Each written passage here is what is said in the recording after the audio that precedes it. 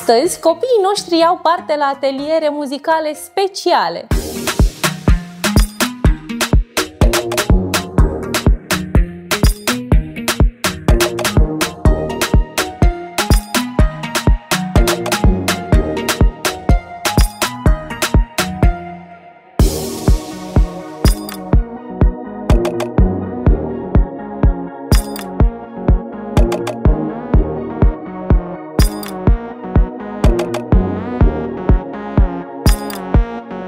Prin ritm, percuție, cântece în limba engleză și mișcare creativă, transformăm joaca în învățare autentică.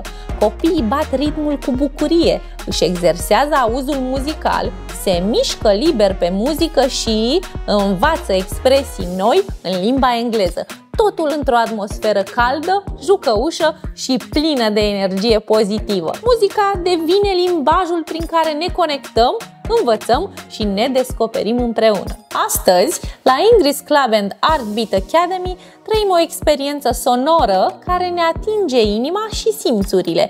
African Drum Beat Workshop, un spectacol de ritmuri vibrante, energie pură și emoție colectivă.